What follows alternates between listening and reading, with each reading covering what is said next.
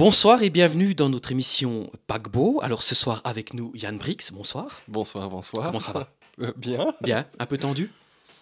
Un un peu peu. enrhumé aussi, Un mais peu enrhumé voilà, aussi. Ouais, mais ça c'est pas va. le Covid, c'est Mais bon. non, non, non, non, non, non, Non, faut pas évidemment. plaisanter à ce niveau-là. On va donc attaquer le vif du sujet. Ce soir, c'est le thème donc sera un petit peu d'interroger avec vous en fait la question de la véracité de la Bible. Mais Mhm. avant, c'est important de faire un bref portrait de Monsieur Brix. Donc théologien. Hein, Oui, toujours. vous avez étudié à l'université de Oui, Neuchâtel, la défunte université de voilà, Neuchâtel. qui n'existe plus Voilà, aujourd'hui. non. Puis vous avez enseigné en tant que professeur de grec et d'hébreu, c'est juste? Grec et hébreu, oui, voilà, à Orvin. C'était l'ancienne Ibeto. Faculté Institut Institut biblique et biblique, théologique Institut d'Orvin. biblique, voilà, d'Orvin, Voilà, oui, qui a déménagé maintenant à Yverdon. voilà, ok. Et puis aujourd'hui, qu'est-ce que vous faites? Alors aujourd'hui, je reste théologien. J'ai déménagé à Strasbourg, très belle ville. Et puis je continue donc dans l'étude de l'écriture. Je suis en train d'écrire maintenant. Après presque 20 ans d'enseignement, ben, on accumule beaucoup de connaissances et puis on se spécialise aussi un peu. Et puis après, on voit que, il y a des choses qu'on ne trouve pas forcément dans les commentaires. Et j'ai toujours voulu écrire ou enseigner des choses qu'on ne trouve pas dans les commentaires classiques. Parce que j'ai dit, sinon ça sert à rien. Je peux faire autre chose. Les commentaires sont là, voilà. Et donc maintenant, c'est le temps. J'écris et puis je continue de donner des séminaires. Et puis comme j'ai fait 10 mois en Israël, ben maintenant, je reprends un peu mes pieds ici. Bon. Et puis Strasbourg, c'est tout récent. Enfin, ça fait une année que j'y suis. Il faut maintenant que je marque mon territoire, Et quoi. ce livre, est-ce Ces qu'il y a déjà livres. une date de sortie? Ou Ces non. livres? Non. Alors, j'en ai déjà écrit un, mais il doit être encore corrigé, revu. Il y en a un deuxième en cours. Enfin, j'en ai une quinzaine sur la liste. Ah oui, oui, Donc je suis pas au chômage. c'est Donc ça. voilà, donc C'est en cours. c'est en cours. Très Voilà. bien. Donc maintenant, allons dans le vif du sujet avec ma première question qui est la suivante. Quand on parle de la Bible, on parle de la parole de Dieu. On dit que la parole de Dieu est la vérité. Je dirais à ce niveau-là, qu'est-ce qu'on peut dire concrètement par rapport à cette affirmation? Alors, ça soulève beaucoup de choses. Pour moi, pour être très simple d'abord, oui, la parole de Dieu, c'est la vérité.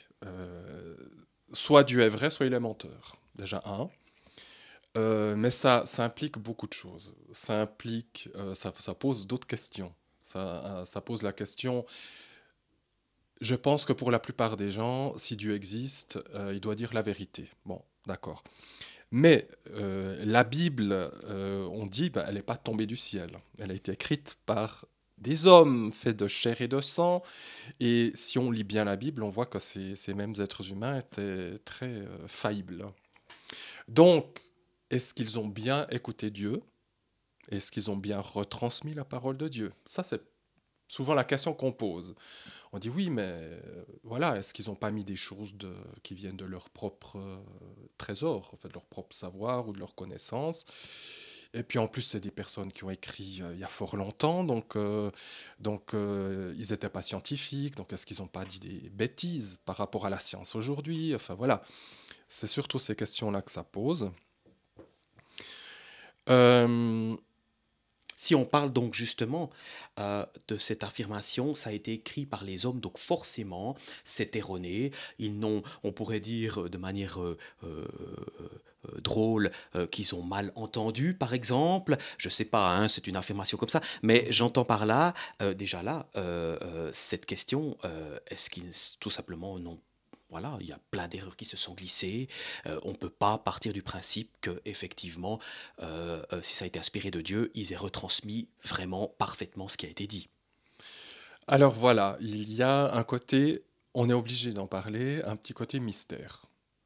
Le mystère, c'est quelque chose qu'on ne peut pas expliquer, qui fait quand même écho à la foi. C'est-à-dire, je crois, ou je ne crois pas.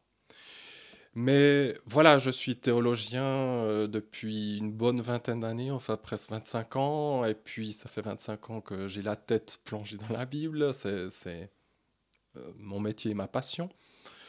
Alors évidemment, je ne suis pas, moi, la mesure, n'est-ce pas? C'est pas parce que moi je le dis qu'il faut me croire. Mais je sais que j'ai un caractère assez scientifique. Donc si je vois que quelque chose ne colle pas, j'arrête. Et si je peux dire un peu comme ça fait 25 ans que je cherche dans la Bible des erreurs et j'en ai toujours pas trouvé. Je me souviens même qu'à la faculté de théologie, un de nos profs disait, enfin il y a un étudiant qui a posé la question, mais il y a quand même des erreurs dans la Bible, puisque faculté de théologie, il n'y a pas de problème avec ça, que dans la Bible il y ait des erreurs. Et le prof disait, non, non, non, il n'y a pas d'erreur, il y a des tensions. Et ça m'avait marqué Intéressant. que le prof, un professeur quand même libéral, il a dit ça et ça m'a marqué. Par libéral, juste, on entend quoi? Libéral, ce sont des personnes qui peuvent être théistes, c'est-à-dire qui croient qu'il y a un Dieu, chrétienne, en disant ma tradition, elle est chrétienne, mais je renie pas la tradition musulmane, la tradition bouddhiste, elle n'est pas meilleure ou moins bien. Mais on ne peut pas croire à tout ce qui est écrit dans la Bible. Voilà, ok. Dans le sens, il y a des passages, traversée de la mer Rouge, ou bien des miracles de Jésus, qui, sont, qui ne sont pas historiques, mais que les auteurs ont pris une partie de l'histoire de Jésus réelle, mais ils ont ajouté à cette histoire quelque chose de surnaturel qui n'est pas vrai. Autrement dit, on remet vraiment en question beaucoup d'histoires sur le plan historique de la Bible.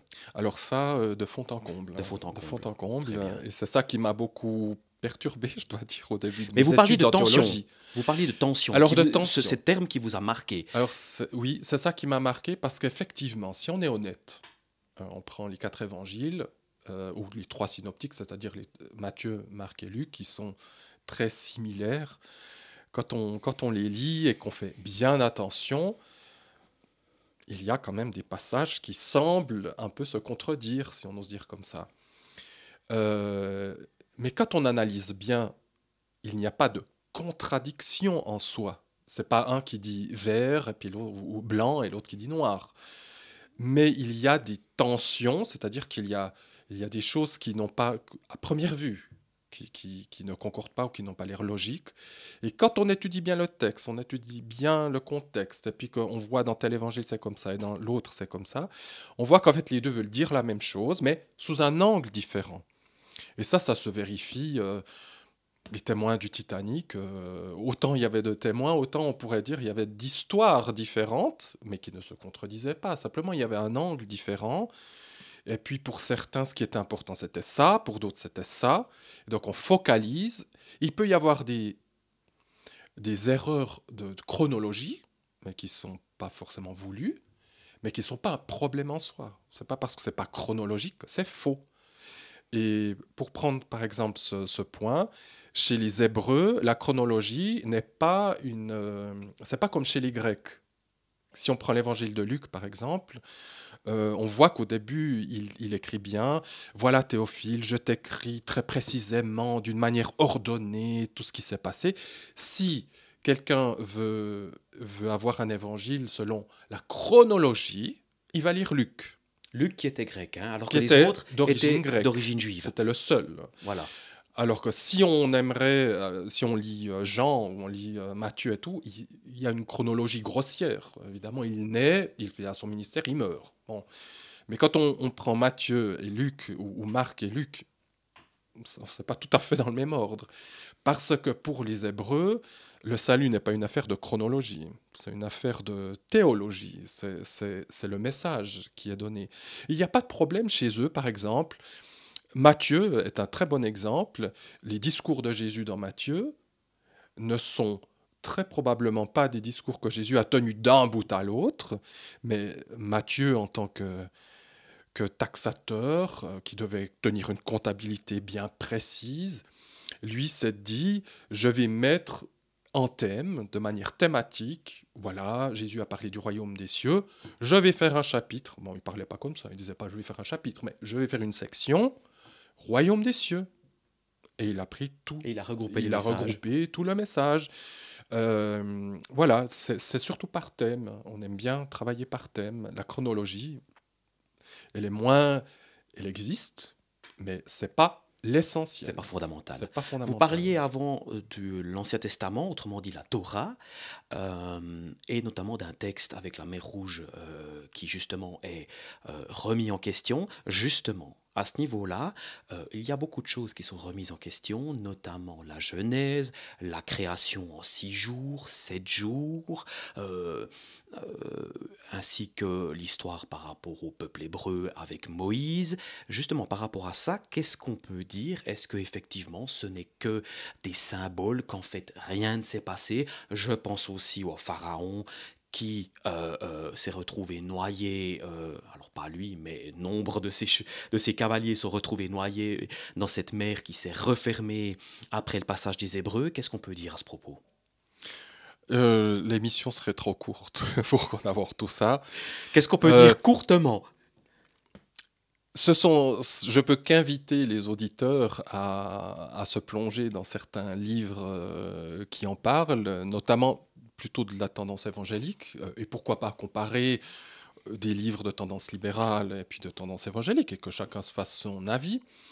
Mais c'est vrai, pour revenir un peu au début, personnellement, en écoutant Jésus, en lisant ce que Jésus a dit, les apôtres, eux, quand ils parlaient de Noé, quand ils parlaient de Moïse, quand ils parlaient de Pharaon, quand ils parlaient d'Adam, ils ne parlaient pas de ces personnages-là comme des images. Ils en parlent comme des personnes historiques qui ont existé. Quand Paul dit voilà, il y a eu la traversée de la mer Rouge, il en parle comme si c'était un fait évident.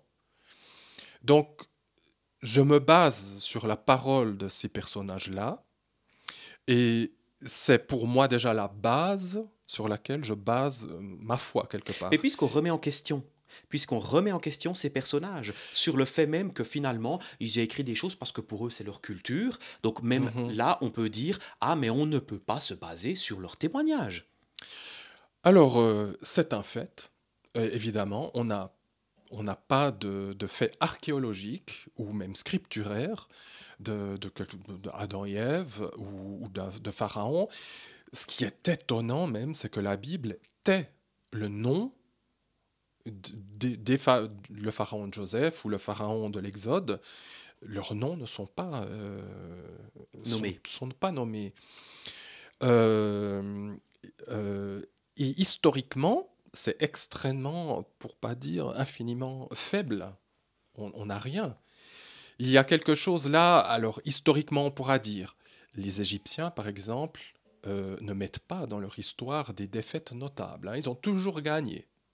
Et même sur les défaites qu'on peut connaître comme objectives, parce qu'il y a des sources extra-égyptiennes qui disent ben là il y a eu telle guerre avec les Égyptiens, ils ont perdu. Quand on lit leur histoire à eux, ils ont gagné. Donc je pense que quand on lit ce qui s'est passé en Exode, je pense bien qu'ils ont eu les faits. Alors l'archéologie, c'est pas parce qu'on ne trouve rien en archéologie, et encore, est-ce que vraiment on n'a rien trouvé? J'en ne suis pas si sûr. Il y a des faits, des artefacts, des pièces archéologiques où il est écrit en paléo-hébreu, en vieil hébreu, euh, dans les régions égyptiennes. Donc ce paléo-hébreu, il ne tombe pas du ciel, hein. Il y a bien eu des gens qui ont dû l'écrire. Donc il y a, j'ai envie de dire, des petits clins d'œil quand même qui sont là pour dire, bon, bah, il y a quand même des faits. Mais évidemment, on aimerait tellement plutôt avoir des faits de hiéroglyphes où on voit des Hébreux, puis une traversée de la mer Rouge ou la mort. Voilà, ça serait tellement bien. Mais effectivement, je me souviens, notre prof qui disait, jusqu'à l'an 1000 ou 900 avant Jésus-Christ, on peut oublier. y a rien, quasiment rien. C'est à partir de 900, 800 qu'on commence à trouver des artefacts sérieux pour l'histoire. Donc, que ce soit la Bible ou peu importe, on ne trouve pas grand-chose. Mais maintenant, si je peux dire comme ça, lorsque on étudie la parole pour ce qu'elle est, lorsqu'on étudie la Genèse d'une manière, j'ai pas envie de dire d'abord scientifique, parce qu'on se perd, mais de dire de manière cohérente.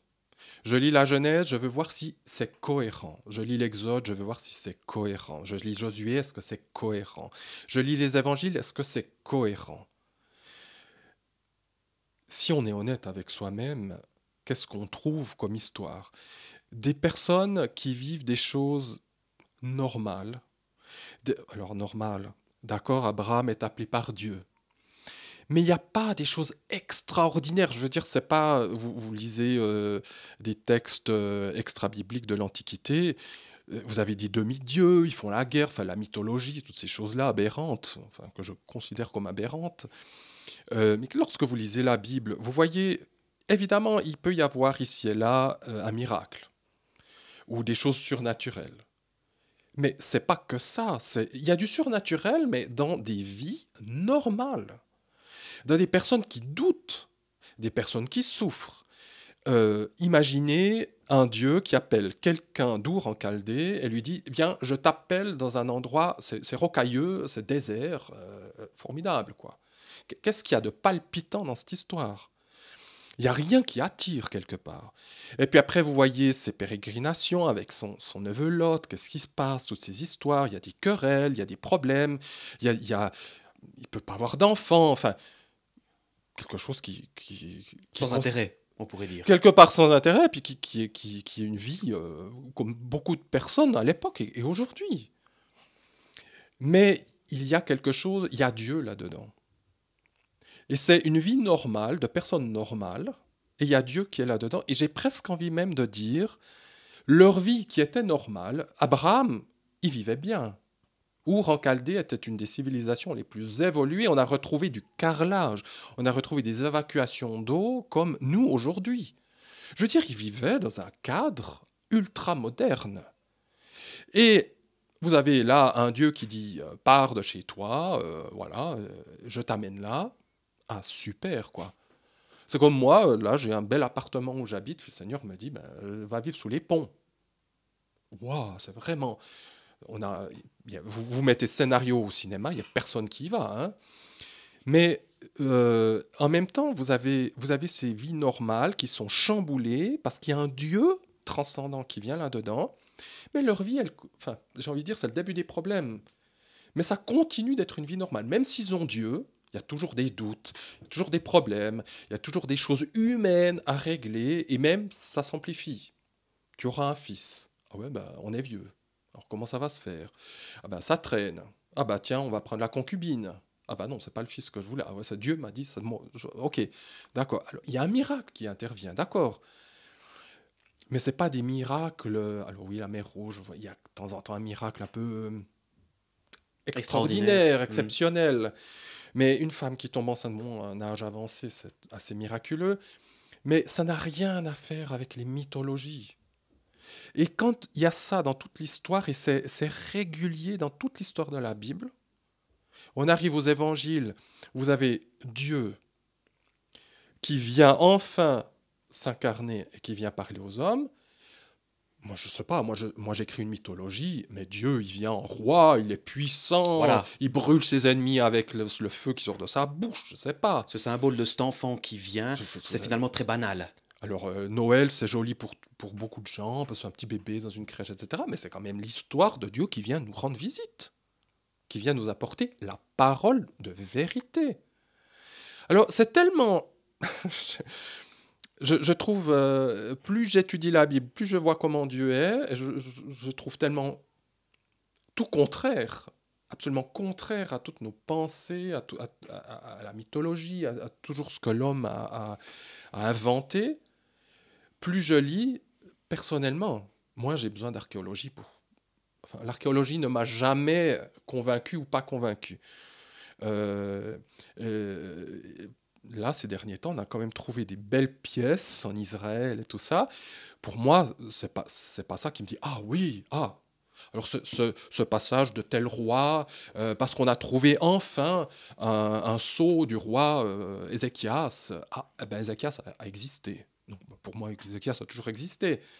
Le fait qu'on trouve un sceau d'Ézéchias me dit ah ça c'est génial, c'est beau, C'est complémentaire. c'est complémentaire et ça me le rend un peu plus incarné. Parce que c'est comme si vous entrez dans la vie privée de quelqu'un, vous dites ah ouais ça c'est son sceau, mais il est quand même bizarre son sceau si vous regardez.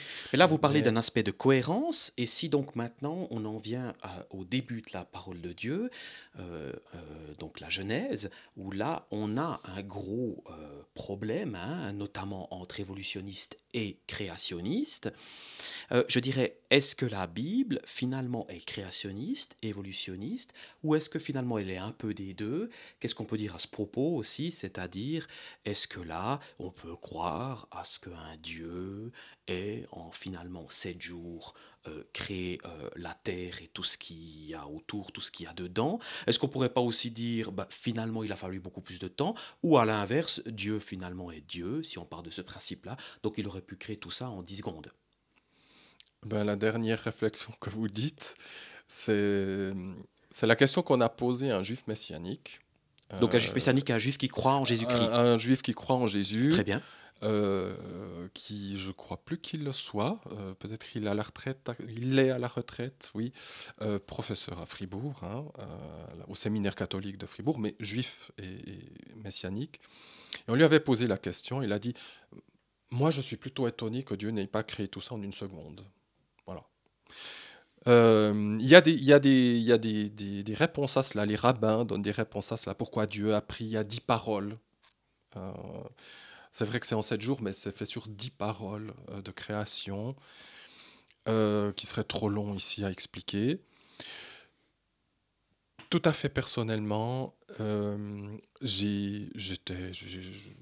voilà, je suis né dans un contexte occidental, postmoderne, comme on dit, où j'ai appris à l'école l'évolutionnisme, où voilà, j'ai bien appris mes leçons, et puis on a vu voilà, que le singe, etc. Euh, c'est vrai que lorsque j'ai commencé de lire la Bible et de la prendre au sérieux, j'ai dit oui, il y a des choses qui concordent, mais il y a des choses qui ne concordent pas du tout. Notamment, il est vrai, c'est au 4e jour que vous avez les astres qui apparaissent. Euh, voilà, moi j'ai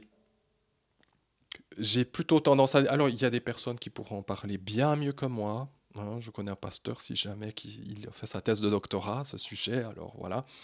Euh, mais j'ai dit, Seigneur, écoute, personne, en tout cas de nous, n'a été voir comment ça s'est créé.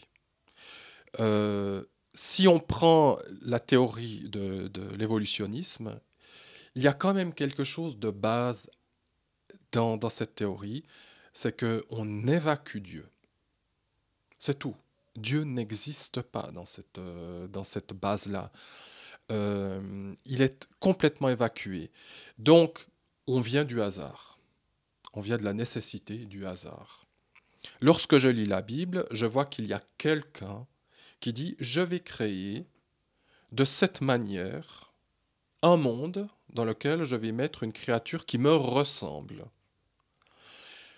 J'ai tendance à faire plutôt confiance à ça, puisque c'est la parole de Dieu elle-même, dictée à Moïse, et Moïse, qui a vu Dieu, hein, on pourrait dire quasiment face à face, qui faisait de Dieu son ami, qui parlait à Dieu comme on se parle, et il a retransmis ces paroles-là, de ce Dieu-là, et Dieu lui a dit, voilà comment moi j'ai créé ce monde. Et je n'ai personnellement aucun problème. Si je crois en un Dieu créateur, pourquoi est-ce que je devrais remettre en question ce que Dieu lui-même a fait?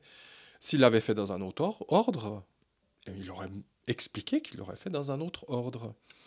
Donc, Je vois bien qu'il y a peut-être des choses entre l'évolutionnisme et le créationnisme qui concordent, mais c'est comme l'émail d'un filet, il y a quelques points. Euh, Étant donné que je crois en un Dieu créateur, je vais être plutôt du côté créationnisme. Et puis, en ce qui concerne les temps de temps, les jours, est-ce que c'est 24 heures ou pas, il faut bien se dire qu'à un moment donné, il y a eu ce qu'on appelle le péché. Il y a eu un jour un couple, Adam et Ève, qui ont vraiment existé et qui ont commis une erreur. Et comment c'était avant l'espace-temps? Comment est-ce qu'il était avant? Comment est-ce qu'il était après le péché? On peut aussi se poser la question. Mm. Donc voilà. Mais je fais absolument confiance au texte tel qu'il est écrit. Je n'ignore pas qu'il y a un côté de prose, même de poésie. Mais ça ne veut pas dire que parce qu'il y a de la prose, que c'est la mythologie.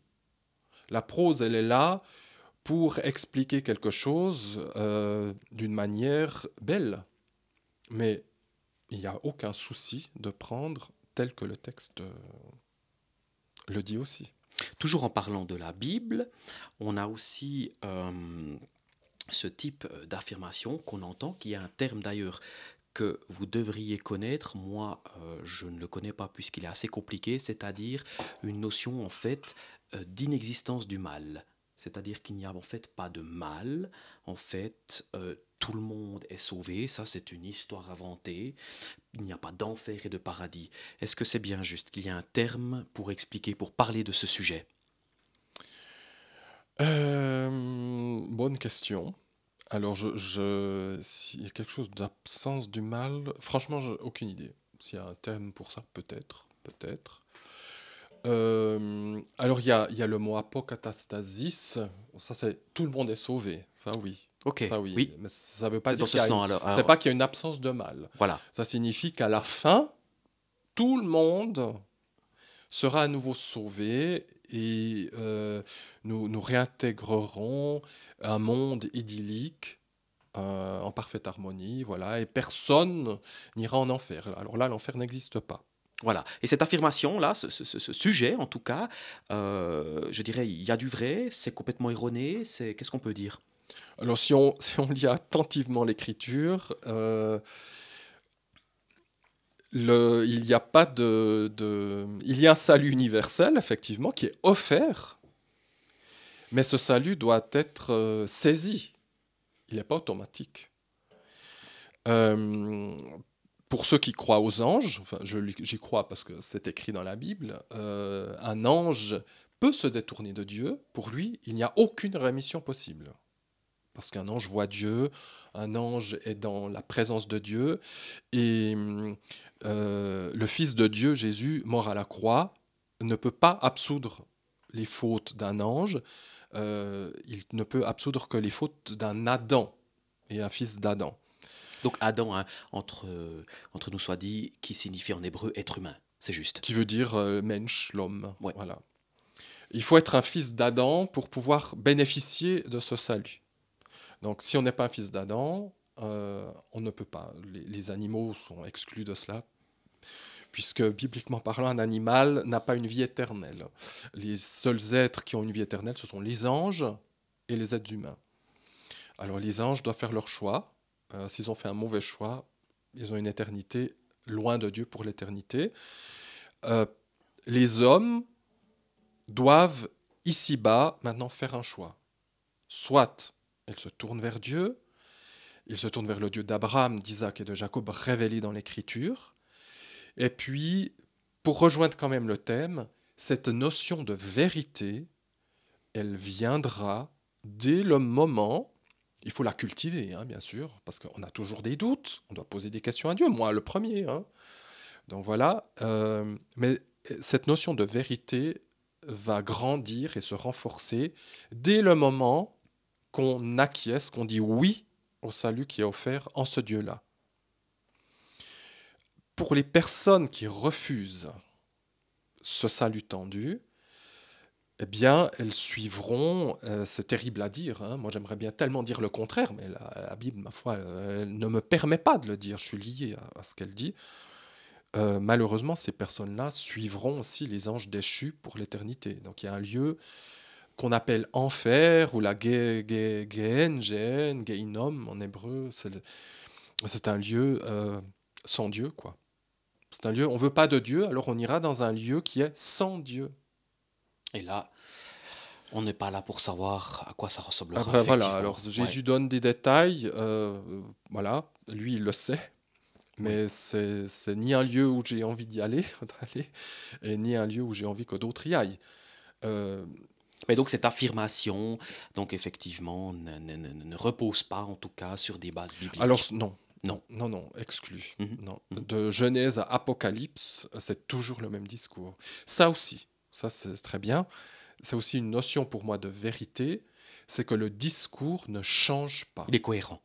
Il est cohérent de Genèse à Apocalypse. Et ça, c'est ce qui m'impressionne le plus. J'aime la cohérence. Oui, parce que la Bible, si on prend le début des Écritures jusqu'à la fin des Écritures, évidemment, tout n'a pas été écrit en même temps, ne Non, serait-ce que par non, l'Évangile, où là, ce sont des personnes qui ont connu Jésus ou après coup. Par exemple, Paul, hein, qui lui n'a pas connu Jésus en non. chair et en os. Donc là, je dirais, peut-être au niveau temps, entre l'écriture de la Genèse et finalement l'écriture de l'Apocalypse, quel est le temps entre les deux, grosso modo? 1600 ans. Oui, ce qui est quand même conséquent. Oui, Moïse a écrit vers 1400. Et puis l'Apocalypse, ça a été écrit vers 100 de notre ère.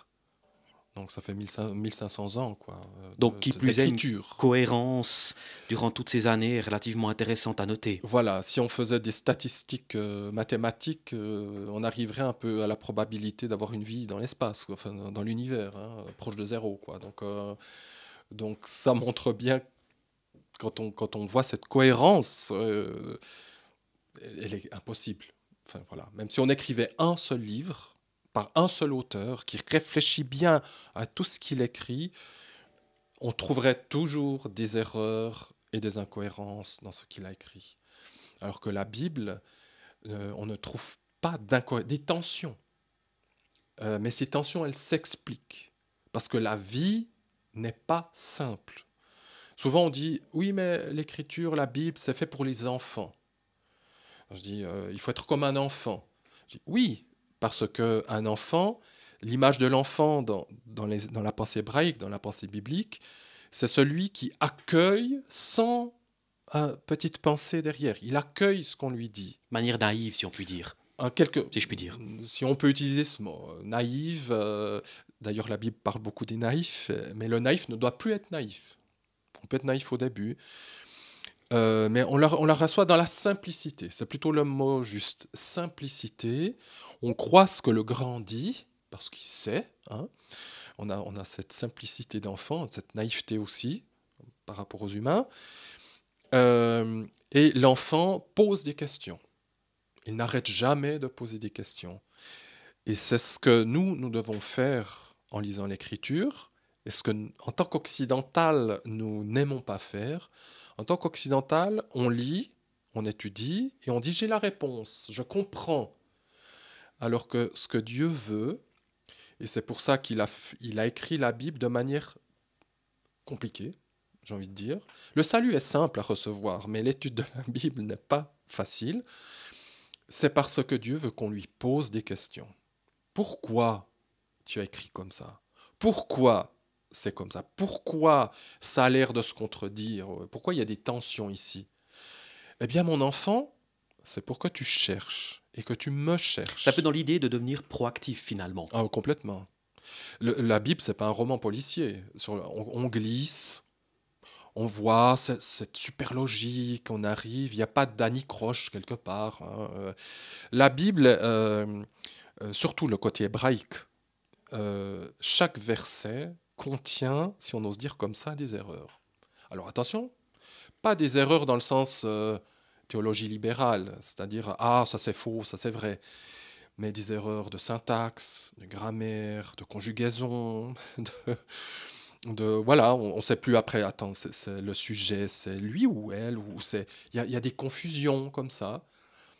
Et ça, c'est fait intentionnel, c'est intentionnel. Toutes ces erreurs, elles sont intentionnelles dans le but De de nous questionner. questionner. Oui. Et pour moi, ça, en plus, ça met de la cohérence et de la véracité.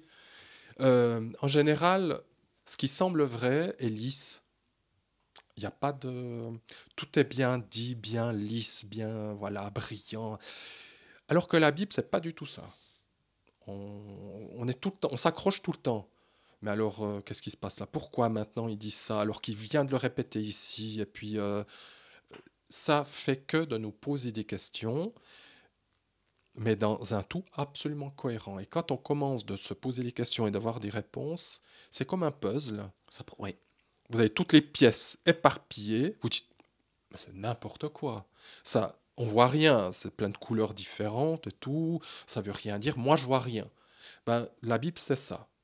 Si on l'aborde comme ça, et on fait que l'aborder comme ça, alors évidemment, on va dire, oh, mais ça, c'est pas cohérent, et ces couleurs, elles n'ont rien à faire ici ensemble, etc. Très, très bien. Maintenant, je commence à prendre, je suis attentif, et il y a telle couleur, oui, mais cette couleur, elle correspond à celle-ci et à celle-là. On va les rapprocher. Et puis, en rapprochant toutes ces pièces, on fait un tableau, et de plus on va l'étudier, et plus il y a quelque chose, on va aller de plus en plus vite, c'est comme un effet d'inertie. Et là, on voit comme l'image qui commence d'apparaître. Et celui qui fait ce travail-là, c'est un peu... voilà, c'est là où on voit aussi que la chose doit être personnelle. Moi, je peux parler là pendant 15 ans, hein, vous dire c'est vrai, c'est vrai, c'est vrai. Et puis la personne, elle peut écouter et puis dire mais non, mais non, mais non. Donc c'est un travail qui doit être personnel. Et puis plus on fait ce travail-là, ça demande un effort, ça demande du courage, ça demande de s'y attaquer. Et plus on voit l'image se dessiner, et puis on dit, ah ben non, c'est tellement cohérent que je ne peux pas dire autre chose que la Bible est vraie. Mais finalement, dans ce que vous dites, dans un sens, le but ou chercher à prouver que la parole de Dieu est vraie est déjà, selon la parole, un non-sens. Finalement, c'est plutôt d'inviter la Voilà. personne qui se questionne à finalement creuser par elle-même. Hein, je pense que ça pourra déjà être un peu... Alors ça peut absolument. être le mot de la fin. Hein, parce Alors, qu'on arrive gentiment au terme, n'est-ce ok, pas? oui. Je pense qu'on pourrait encore parler longtemps. Moi, j'ai peut-être juste une dernière question.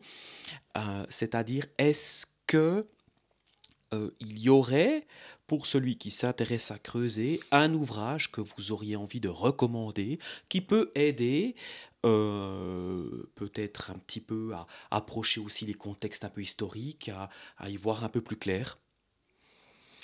Il y a des éditions assez récentes, je crois que c'est la Bible archéologique.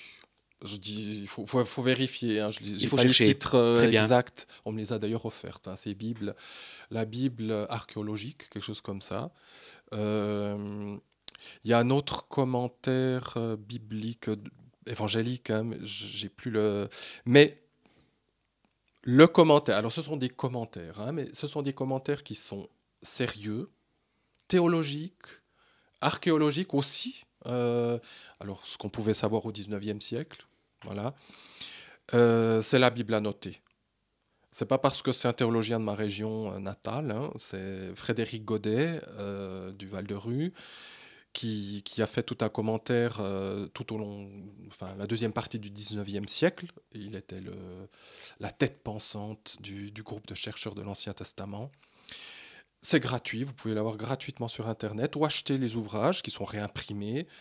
Euh, Ce que j'affectionne chez eux, c'est que ce sont ce sont des théologiens, hein, ils sont protestants à la base, mais qui accordent un crédit de véracité à l'écriture. Vous ne les verrez jamais dire ce passage, c'est une erreur. Ils ne remettent jamais en question l'écriture. Ils croient même, alors voilà, pour les auditeurs qui savent ce que c'est, je le dis juste en passant, ils croient même au millénium, pour dire, ça c'est rare chez des théologiens protestants. Et le Nouveau Testament, qui est fait aussi par un théologien neuchâtelois, début du XXe siècle, c'est aussi dans la Bible annotée. Voilà. Pour Très moi, la bien. Bible annotée, Très bien. c'est une Donc on bonne mettra référence. peut-être en commentaire sur la page YouTube pour ceux qui s'y Voilà. intéressent. Donc je vous remercie Et avec plaisir. pour ce temps pris pour nous partager un peu tous ces aspects par rapport à la Bible. Merci beaucoup. Et puis quant à nous, eh bien, je vous propose donc, si vous souhaitez ne pas manquer les prochains épisodes, de vous abonner à la chaîne donc Paquebot. Vous pouvez le faire très simplement hein, sur YouTube en cliquant sur s'abonner. Et puis, je vous souhaite une belle fin de soirée. À bientôt. Merci.